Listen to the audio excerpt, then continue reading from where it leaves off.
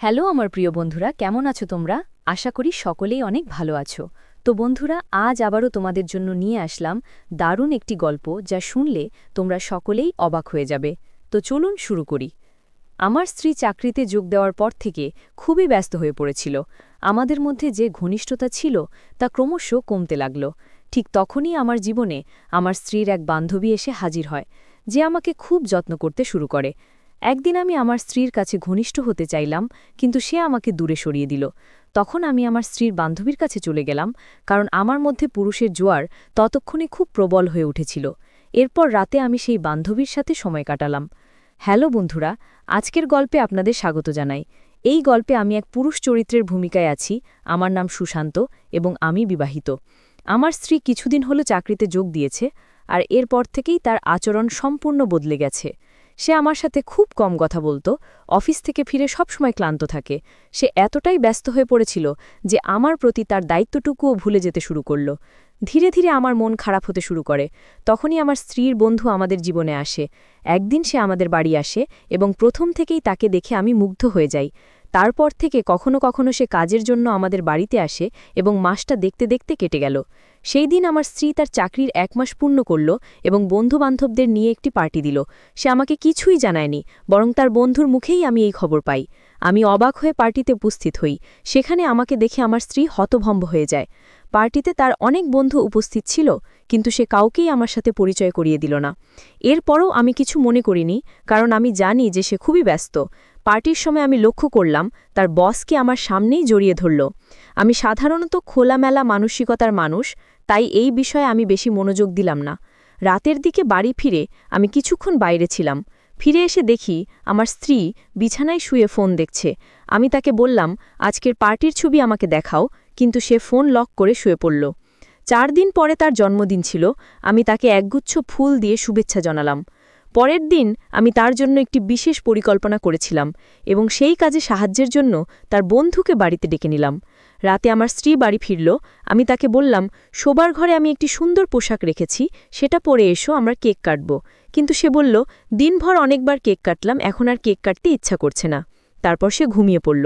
আমি খুবই হতাশ হয়ে ঘর থেকে বেরিয়ে এলাম। আমার মুখের ভাব দেখে তার বন্ধু বুঝতে পারল যে কিছু একটা হয়েছে। সে বলল, সুশান্ত, মন খারাপ করো না, আজ আমরা আমাদের বন্ধুত্ব উদযাপন করব। তারপর সে কেক কাটতে নিয়ে গেল। আমি তখনও কিছু বুঝতে পারিনি।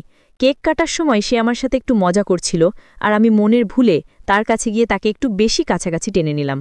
রাত অনেক হয়ে যাওয়ায় আমি তাকে তার বাড়ি পৌঁছে দিতে গেলাম। সে বলল, সুশান্ত, আমি মনে করি না যে তোমার স্ত্রী তোমার জন্য সঠিক। তুমি কেন তার পিছনে সময় নষ্ট করছো? আমি তার কথায় কোনো প্রতিক্রিয়া দিলাম না, বরং বাড়ি ফিরে গেলাম। বাড়িতে ফিরে দেখি আমার স্ত্রী পানি খেতে উঠেছে। আমি তার পিছনে পিছনে গেলাম এবং তার জন্মদিনের উপহার দিলাম। আমি তার জন্য একটি সোনার লকেট এবং চেইন কিনেছিলাম। আমি নিজে তার গলায় সেটা পরিয়ে দিলাম, কিন্তু সে আমাকে নিচ থেকে দূরে সরিয়ে দিল। সে বলল, আমি খুব ক্লান্ত, পরে কখনো সময় দেব। আমার হতাশা বাড়তে লাগল, কারণ সে আমাকে আমার অধিকার দিচ্ছিল না। আমি তার কাছে বললাম, কিছুদিনের জন্য ছুটি নাও, আমি নিজেও ছুটি নিচ্ছি। আমি তোমার সাথে সময় কাটাতে চাই। কিন্তু সে আমাকে বলল, আমি ছুটি নিতে পারবো না, অফিসে অনেক কাজ জমে আছে। দেখতে দেখতে 2 মাস কেটে গেল, আর সেই মাসের 1ম তারিখে ছিল আমার জন্মদিন। আমার আশা ছিল যে সে কিছু একটা বিশেষ পরিকল্পনা করবে, কিন্তু সকালে এক তার আগমন ঘটে। সে ফুলের তোড়া নিয়ে হাজির হয়। আমার স্ত্রী তখনও ঘুমাচ্ছিল। তার বন্ধু আগে আমাকে জন্মদিনের শুভেচ্ছা জানায়। আমি তাকে জিজ্ঞেস করলাম, তুমি কিভাবে জানলে আজ আমার জন্মদিন? নিশ্চয়ই তোমার বন্ধু জানিয়েছে। সেই দিন আমার জন্মদিন ছিল, কিন্তু সকাল থেকে সানায়ার কাছ থেকে কোনো শুভেচ্ছা পাইনি। এদিকে দুপুর 3টায় আমাকে ফোন করে তার বাসায় ডাকল। আমি ভাবলাম, নিশ্চয়ই সানা আমার জন্য কোনো বিশেষ পরিকল্পনা করেছে এবং একতার মাধ্যমে আমাকে তার বাসায় আমন্ত্রণ জানিয়েছে। ছুটি নিয়ে বাসায় ফিরে গেলাম। একতার বাসায় পৌঁছানোর পর দেখি সে সম্পূর্ণ প্রস্তুত হয়ে আমার সামনে দাঁড়িয়ে আছে। ছোট পোশাকে সে ছিল অপূর্ব সুন্দরী। আমার সামনে পৌঁছাতেই তার দিকে রজনীগন্ধার পাপড়ি ছিটানো হলো। আমি অবাক হলেও খুব খুশি হলাম। বাসার ভেতরে ঢুকে বুঝলাম এসব সানায়ের কাজ নয়, বরং একতারই পরিকল্পনা। আমার জন্মদিনের জন্য সে এত আয়োজন করেছে, অনেক খরচও করেছে সে, তো তার কাছ থেকেও ছুটি নিয়েছিল। আমার জন্য নিজ হাতে নানারকম খাবারও তৈরি করেছিল। আমি তার এই কষ্ট বৃথা যেতে দিতে চাইনি, তাই হাসিমুখে তার সঙ্গে জন্মদিন উদযাপন করলাম। উদযাপন শেষে আমি বললাম, এখন আমাকে বাসায় ফিরতে হবে। আমি বাসায় ফেরার জন্য প্রস্তুতি নিচ্ছিলাম, ঠিক তখনই সানায়ার ফোন এলো। সে জানালো আজ বাসায় ফিরতে পারবে না, অফিসে অনেক কাজ আছে এবং রাতটা সে তার এক বান্ধবীর বাসায় কাটাবে। এর মানে সানায়া আমার জন্মদিনটাই ভুলে গেছে। আমি রাগে ফেটে পড়ব। আমার মনের অবস্থা দেখে একটা আমাকে তার শোবার ঘরে নিয়ে গেল। সে আমার হাত ধরল এবং বলল, সুশান্ত, সানায়ার প্রতি এত মনোযোগ কেন? ও তো কাজে ব্যস্ত, আর তোমার বন্ধুও তো তোমার জন্মদিন স্পেশাল করে তুলেছে, তাহলে এত রাগ কিসের? একতার স্পর্শে আমার মনের ভেতরে ভিন্ন চিন্তা উদয় হতে লাগল। আমি একতাকে আগে কখনো এভাবে দেখিনি, কিন্তু সেই দিন থেকে ওর উপস্থিতি আমার কাছে অন্যরকম হয়ে উঠল। সে যেন ইচ্ছাকৃতভাবে মোবাইলটি হাত থেকে ফেলে দিল এবং সেটা কুড়োতে নিচু হল। তার এই কৃত্রিম ভঙ্গিমা দেখে আমি মুগ্ধ হলাম। একটা আমার দিকে আরও কাছে চলে আসলো। তার এই আকর্ষণে আমি বেশ প্রলুব্ধ হচ্ছিলাম। আমাদের মধ্যে কিছু ঘটতে চলছিল।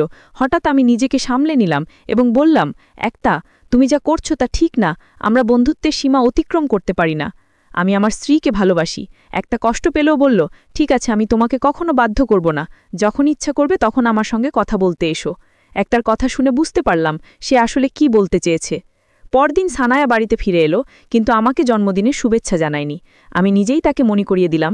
সে একরকম বিরক্তির সুরে বলল, হ্যাঁ, জন্মদিন তো ছিল, তবে এত বড় ব্যাপার কি? প্রতি বছরই তো আসে। আমি সানায়াকে শান্ত করার জন্য তার কাছে গিয়ে কিছু সময় কাটানোর চেষ্টা করলাম, কিন্তু সে আমাকে হাত ঝাড়িয়ে দূরে সরিয়ে দিল। তার এই আচরণে আমার মনে ভিন্ন কিছু উদয় হতে শুরু করল। অবশেষে আমি একতার কাছে চলে গেলাম, তাকে ফোন না করেই। রাত 10টায় তার বাসায় পৌঁছালাম। একটা তখন নৈশবস্ত্র পরেছিল এবং তাতে অসাধারণ লাগছিল। সে আমাকে দেখে বিব্রত হয়ে শোবার ঘরে গিয়ে নিজেকে একটা শাল দিয়ে ঢেকে নিল। আমি বাড়িতে একা থাকি, তাই নিজের মতো করে পোশাক পরি। হঠাৎ তোমার আগমনে বদলানোর সময় পাইনি। একটা বলল, তার এই সাদাসিধা আচরণ আমাকে প্রলুব্ধ করল। তার কাছে গিয়ে বললাম, একটা শাল পরার দরকার নেই। আমি তো তোমার পর নয়, তোমার সেরা বন্ধু। আমার কথা শুনে একটা লজ্জায় মুচকি হাসল এবং আমি তার আরও কাছে গেলাম। সে আমার কাছে আসতে দ্বিধা করছিল না। সেই দিন রাতে আমার যত খায়েশ ছিল সব একতার কাছে পূর্ণ করেছিলাম। পরদিন একটা আমাকে তার অফিসে তৎক্ষণাৎ আসতে বলল। এই প্রথমবারের মতো সে আমাকে অফিসে ডেকেছিল, যেখানে সানায়া কখনো আমাকে ডাকার সাহস করেনি। একটা বলল, সুশান্ত, এটা খুব জরুরি, তোমাকে আসতেই হবে, কিন্তু এটা আমার জন্য নয়, সানায়ার জন্য। আমি ভয় পেয়ে দ্রুত সানায়ের অফিসে পৌঁছলাম। সেখানে গিয়ে যা দেখলাম তাতে আমি হতবাক হয়ে গেলাম। সানায়ের অফিসের সম্মেলন কক্ষে সে তার কিছু সহকর্মীর সামনে আমার সম্পর্কে হাস্যকর কথাবার্তা বলছিল। সানায়া বলছিল, আমার স্বামী আমার পায়ের জুতার তলা, তার আমার সামনে কোনো মূল্য নেই, কারণ সে আমার চেয়ে কম আয় করে। আমি তখন চুপ থাকতে পারলাম না। বললাম, সানায়া, আমাদের বিয়ের সময় তুমি 10ম শ্রেণীও পাশ করনি। আমার 3 লক্ষ টাকার স্যালারি থেকেই তোমার মাস্টার্স ডিগ্রির খরচ বহন করেছি। এভাবেই তুমি আজকের এই চাকরিতে পৌঁছেছ। তুমি আমাকে এতটা ছোট করে দেখো, আর সেই জন্যই হয়তো তোমার আমার কাছ থেকে দূরে থাকার এই আচরণ। ঠিক আছে, আজ থেকে তুমি আমার কাছে মুক্ত। তোমার মতো একজনের সাথে থাকবার কোনো প্রয়োজন নেই, আর আজ আমি তোমাকে আমাদের সম্পর্ক থেকে মুক্তি দিচ্ছি। কিছুদিন ধরে আমি তোমাকে একটা সুখবর দিতে চেয়েছিলাম, কিন্তু এখন মনে হয় না যে তা বলা উচিত। সানায়ার বিস্মিত মুখ দেখে বললাম, শুনে রাখো, 1 মাস আগে আমার পদোন্নতি হয়েছে, কিন্তু আজ থেকে সেটা আমার জীবনে কোনো গুরুত্ব আর নেই। আমার পদোন্নতি নিয়ে জানার পর সোনা একেবারে স্তম্ভিত হয়ে গেল। আমি এখন ম্যানেজার পদে এবং আমার বেতন 30,000 টাকা থেকে বেড়ে 1 লক্ষ টাকা হয়েছে, অর্থাৎ পুরো 70,000 টাকা বেড়েছে। শুধু তাই নয়, কোম্পানি আমাকে থাকার জন্য একটি বিলাসবহুল ফ্ল্যাটও দিয়েছে। কিন্তু দুর্ভাগ্যবশত সোনা, এই সব কিছুর অধিকারিণী তুমি নও। এখন থেকে একতার সবকিছুর মালিক হবে। এই খবর শুনে সানায়া আমার পায়ের কাছে পড়ে ক্ষমা চাইতে লাগল। সে বলল, সুশান্ত, আমি তোমার স্ত্রী, তাই তোমার সমস্ত অধিকার আমার ওপরই থাকবে। একটা আমাদের মাঝে আসতে পারে না। সানায়া বরাবরই টাকার পিছনে ছুটত, কিন্তু একটা ছিল মানুষের মূল্য বোঝার পক্ষে। আমি তখন সানায়াকে বলেছিলাম, তুমি তোমার কাজ এবং টাকার মাঝে ডুবে থাকো। একটার ভালোবাসার প্রস্তাব আমাকে আগেই দিয়েছিল। একটা সানায়ার আসল রূপ আগেই দেখে ফেলেছিল, তাই সবসময় আমাকে সানায়ার থেকে দূরে থাকতে বলতো। সানায়ার মতো কিছু মহিলারা যখন টাকা কামাতে শুরু করে তখন তাদের স্বামীকে অবহেলা করতে শুরু করে। এমন মহিলাদের সময় তো সঠিক শিক্ষা দেওয়া উচিত। কিছুদিনের মধ্যেই আমি সানায়াকে তালাক দিলাম এবং একটাকে বিয়ে করলাম। বিয়ের পর একটা তার চাকরি ছেড়ে দিল। তার মতে, আমার স্বামী আমার কাছে সবথেকে প্রিয়। যদি আমি তাকে পর্যাপ্ত সময় না দিতে পারি, তবে চাকরি বা টাকা আমার কোনো কাজে আসবে না। বন্ধুরা, আজকের গল্পটি এখানেই শেষ করছি। ভালো থাকবেন সবাই।